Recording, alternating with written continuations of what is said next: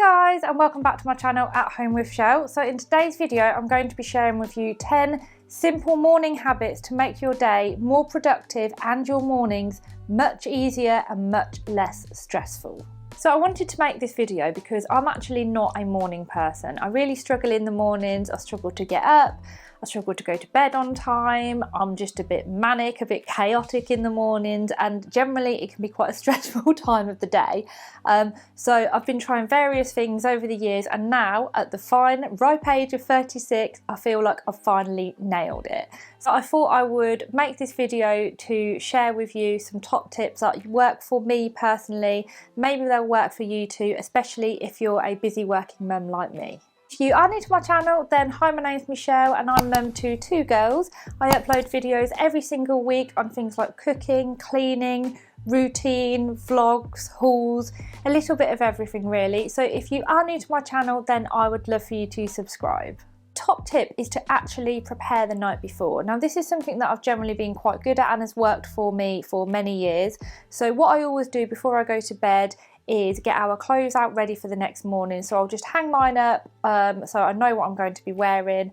I'll hang Arabella's up too. It just makes it so much easier because what you want to be doing is you want to try and eliminate any decision making tasks the next day. So you don't want to be wasting time thinking, what do I need to wear? And if you think about it the night before, thinking on what you'll need to be doing, whether it's a day in the office, whether you're working from home, whether you're going to the gym, whatever it might be, then you can plan your outfit accordingly and not have to waste valuable time in the morning.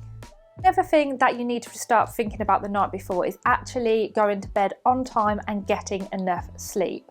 Now I mentioned at the start, this isn't something that I'm generally very good at, but it's something that I have got much better at. And I've actually found that on my phone, you can set a kind of go to bed alarm. So what I do now is, depending on what time I need to get up, generally it's the same time. Most days I get up at 7 o'clock. And I will set my alarm so that I go to bed on time and get enough sleep, because the worst thing and what makes for a really unproductive morning is not getting enough sleep.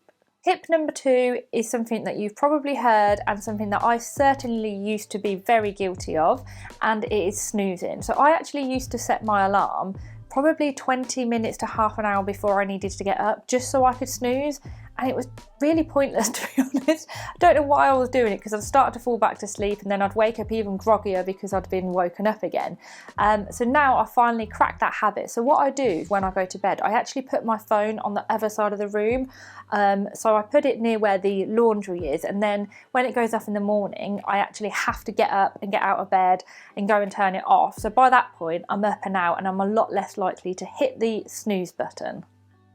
Tip number 3 is to actually give yourself enough time. Again, this is something that I used to be really guilty of. I would always be rushing around. There was never enough time in the morning. I mean, how many times have you probably said, there's just not enough time, we're always running late? This was always me. And then what I found is that actually all I do is just get up 15 minutes earlier than I used to, and I have enough time. So I just need to make sure that whatever you're doing in your day, whether you need to get ready to go to work, whether you need to get the kids ready, whatever you're doing, make sure you think about the tasks and you have enough time to do everything that you've got to get done, and add a little bit extra on as well. So you have got a little bit of leeway in there, and then it gets nowhere near as stressful. Honestly, those extra 15 minutes are so valuable in the mornings.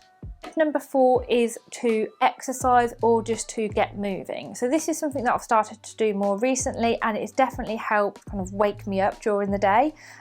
So it's not a full-blown exercise. I personally find it quite difficult to work out in the mornings, and I say I don't have time, but I don't have time in the mornings. I'd have to get up way too early, and I do quite enjoy my evenings still, so I don't want to go to bed really early and have, you know, a 5 a.m. wake up. But what I do think is really important is to just do some form of exercise, whether it's just a little bit of stretching, a bit of yoga, Pilates, or just a simple morning stretch. So what I normally do is just go downstairs, put on something on YouTube, a morning stretch or whatever it might be, a 10-minute exercise. Nothing too kind of sweaty, because I don't want to get too sweaty for the day, but just to get myself moving. And I open the blinds when I do this as well. Always open the curtains so you can get some natural daylight in. And I find this really just helps kind of invigorate yourself and get yourself ready for the day. Tip number 5 is to rehydrate yourself. So I always used to just reach for a coffee as soon as I woke up. It was such a bad habit. I would literally think, right, straight away I need coffee. You know the whole saying, but first coffee.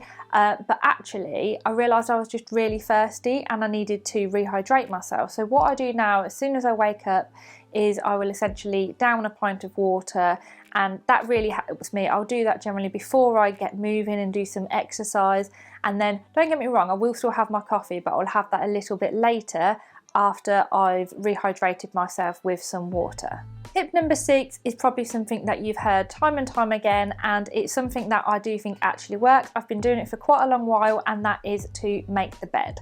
So every single day I make the bed, and it just instantly makes the room feel tidier. It's nicer when you get into bed because it's not all messy.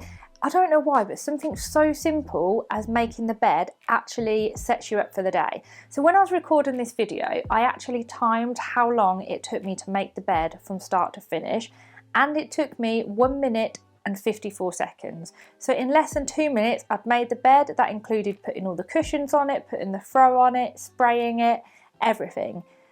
So you've definitely got 2 minutes out your day to make the bed, and then it just helps you, I don't know, it just kind of, and then it just sets you up for the day. Number 7 is to get ready. Now this is something that really helped me during lockdown. I know a lot of people during lockdown, especially when working from home, would just kind of roll out of bed and work in their pajamas. This is something that I've never done. I just can't seem to get motivated. I'm not productive when I do that.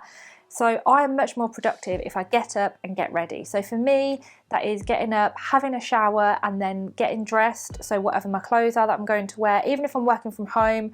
So I've been working from home today, and I will wear something like this, just leggings, but I've got a jacket on at the top. So if I'm on video calls, then I'll look fairly smart. And then I always do my makeup as well. So my partner always used to say to me, why do you bother doing your makeup? You're not going anywhere or seeing anyone.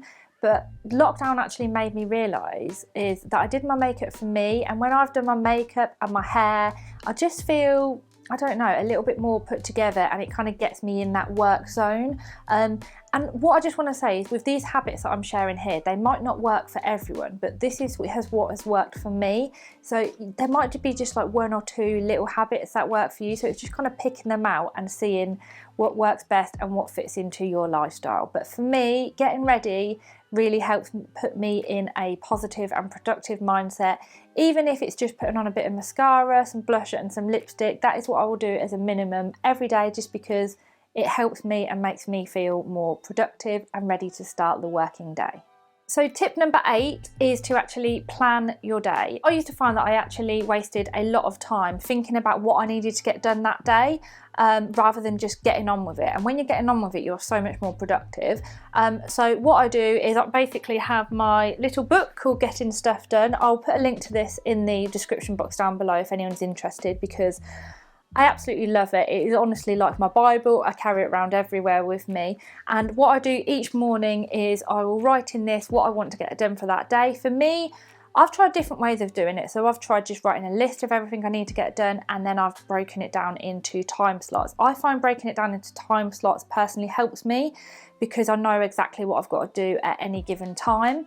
But what I do also do is build kind of breaks in there. So first thing in the morning, I'll build in catching up with emails, so I can check my emails for half an hour, see if there's anything that I need to prioritise, change my priorities, anything like that. And then I also add in things like lunch, although I am really bad at just when I'm really busy not taking lunch. So I find by actually writing down that I'm going to have it, then I can tick it off and I make sure I'm a lot more likely to take a lunch.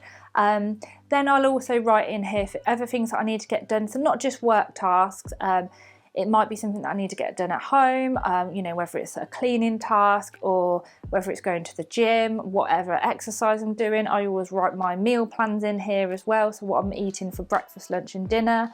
Again, it just helps me keep on track, and it means that I'm not having to think about those kind of simple tasks because I've already done all of the thinking. And habit number 9 is to have breakfast. Now this is something that I've always done and it always sets me up for the day. There is nothing worse, I don't think, than going to work or doing something on an empty stomach. Having breakfast certainly helps set me up for the day, whatever it might be. Just find a breakfast that works for you. I have quite a lot of different breakfasts, but one of my go-to breakfasts is always porridge with blueberries because it generally keeps me quite full until lunch, and I can have it on Slimming World that I'm following as well, and it's fairly low in calories. And my final tip is to spend some quality time with your family in the morning. So I've read a lot of things about that you can like write gratitude lists and things. Now personally that doesn't work for me because I find I just write the same things every day and then it doesn't mean anything. So now I'm actually getting up that 15 minutes earlier and I'm not rushing, I've got enough time and I'm getting ready, then I find I can actually sit and have breakfast with the family, which for me is just invaluable. So I can sit there, we're not rushing around, I'm not trying to multitask doing something else. We can just sit and we can talk and we can just enjoy and be in that moment, and for me that really helps set me up for the day.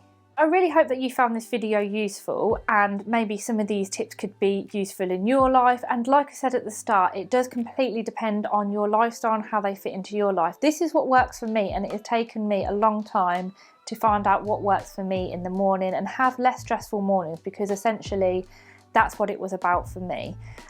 If you have enjoyed it, then please give this video a like, and if you've got any other tips that you find might be useful, then please let me know in the comments down below. Well, thank you for watching and I'll see you next time. Bye!